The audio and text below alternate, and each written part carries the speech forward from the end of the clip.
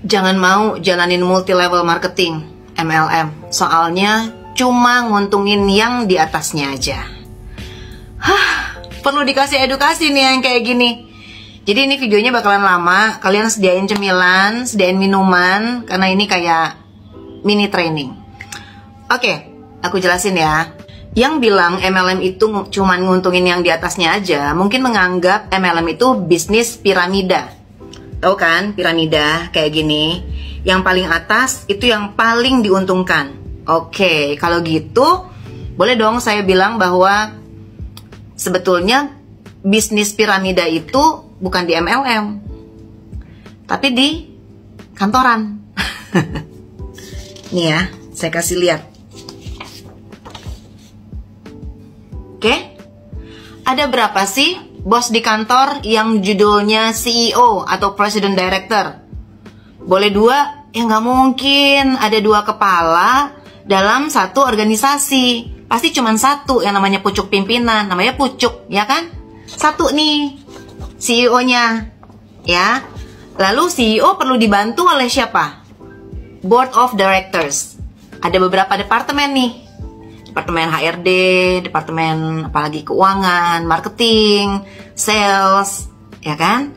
Lalu, directors perlu dibantu nggak? Perlu dong, ya, dibantu oleh managers. Misalnya kalau di HRD itu ada GA manager, ya, ada human resources manager, ada mungkin recruitment specialist, gitu. Begitu juga di departemen-departemen lainnya. Nah, manager punya staff nggak? Punya dong, ya. Namanya karyawan. Kalau jadi pabrik, mungkin namanya buruh. Buruh juga punya atasan, namanya supervisor. Supervisor juga punya atasan, namanya manajer. Jadi antara ini dan sini bisa aja masih ada satu posisi di tengah-tengah ini, gitu ya. Nah, ini di kantor seperti ini. Bisa nggak sih yang di bawah naik jadi manajer nih, staff jadi manajer, bisa nggak? Bisa, kenapa enggak? Tapi nggak bisa sesuka hati. Tunggu sampai ada manajer yang resign dulu. Itu juga kalau si big boss bilang ambil aja dari level karyawan siapa yang pantas jadi manajer. Biasanya ngambil dari luar, ya kan? Akhirnya dari orang luar, dari perusahaan lain yang masuk ke perusahaan tersebut. Lalu gimana dong nasibnya director nih? Bisa nggak jadi CEO? Bisa nggak Human Resources Director jadi CEO? Jarang sih. Dari pengalaman saya bekerja kantoran dulu, rata-rata yang menggantikan posisi CEO adalah kalau nggak dari marketing atau sales, ya dari finance. Artinya ini pun kalau ada kesempatannya, kompetisinya juga nggak tahu kapan ya posisi ini tersedia. Entah CEO-nya resign atau CEO-nya wafat. Dan biasanya untuk level CEO ngambilnya juga dari luar, orang-orang yang sudah punya pengalaman sebagai CEO. Sampai sini jelas ya. Jadi kalau misalnya kamu bilang bahwa bisnis MLM adalah bisnis piramida, yang di atas yang paling diuntungkan, sebetulnya di kantoran bentuknya seperti ini. Tapi kita nggak boleh loh bilang bahwa yang di atas yang paling diuntungkan, karena di semua posisi ini memiliki job description-nya masing-masing dan mereka dibayar sesuai dengan kapasitasnya. Nggak mungkin seorang buruh dibayar seharga CEO, karena memang cara berpikirnya beda, tanggung jawabnya beda, ya. Oke, kita lanjut ke soal bagaimana sebenarnya bagan organisasi sebuah multi-level marketing kalau Anda bergabung sebagai seorang leadernya. Benarkah Anda yang paling untung karena Anda masuk duluan? Atau Anda yang kemudian menolak, nggak mau join sama dia, nanti yang untung dia? Belum tentu. Belum tentu, karena kalau bicara mengenai bisnis multi-level marketing, ini bicara mengenai kinerja Anda sebagai seorang leader. Kita ambil contoh begini ya. Ini Anda. Ya, ini Anda nih. Anda cuma punya 2 orang, A dan B. A dan B. Habis itu Anda berpikir, udahlah A dan B kerja. Saya pengen ngebuktiin nih, bener nggak saya sebagai orang yang duluan join dapetin bonus lebih banyak daripada orang-orang di bawah saya. Kan gitu mikirnya, ya kan? Oke, Coba aja Anda jalankan. Anda cuma merekrut A dan B. Namun apa yang terjadi?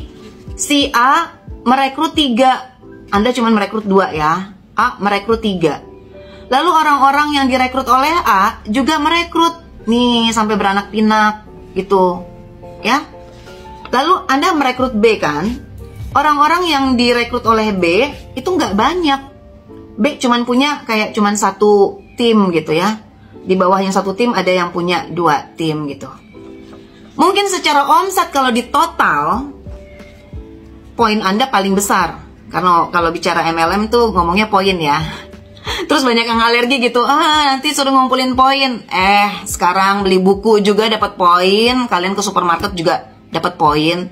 Emang semua orang sekarang ngumpulin poin kerjaannya. Oke, lanjut. Anda cuma punya A dan B. Anda berpikir bonusnya Anda bisa gede. Secara sales memang kayaknya gede. Anggaplah di sini ada 100 orang, di sini cuma 10 orang. Jadi Anda punya 110 orang gitu ya. Wah, salesnya gede. Tapi apa iya bonus Anda lebih besar? Enggak loh. Kenapa? Karena yang kerja lebih banyak tuh si A. Dari anggap aja Anda punya 110 orang, lalu sales Anda 110 juta gitu ya. Tapi 100 jutanya tuh dari kerja capeknya si A membangun timnya. Berarti bonus Anda lebih kecil daripada bonusnya A. Tapi bisa jadi bonus Anda lebih besar daripada bonusnya B. Kenapa? Ya itu tadi, yang lebih banyak capek tuh si A loh, bukan Anda. Jadi bisa nggak sih posisi Anda dibalap oleh si A? Ya bisa banget. Itu dia makanya kalau di multi level marketing ada yang namanya success plan. Setiap orang punya hak untuk sukses tanpa dihalangi oleh orang yang duluan bergabung. Itu sudah saya buktikan, itu juga sudah dibuktikan oleh upline saya, juga dibuktikan oleh downline saya. Banyak sekali. Jadi tidak ada orang yang bisa memberhentikan Anda di multi level marketing. Yang bisa menghentikan Anda hanya Anda sendiri. Sekarang stop bilang bahwa multi level marketing itu hanya menguntungkan yang di atasnya saja. Sekarang coba Anda bergabung dan Anda diam. Apakah yang di atas kemudian berhenti hanya gara-gara Anda diam? Enggak. Orang di dunia ini enggak cuma Anda. Mereka pasti akan merekrut orang lain dan mereka pasti akan berhasil, pasti akan sukses.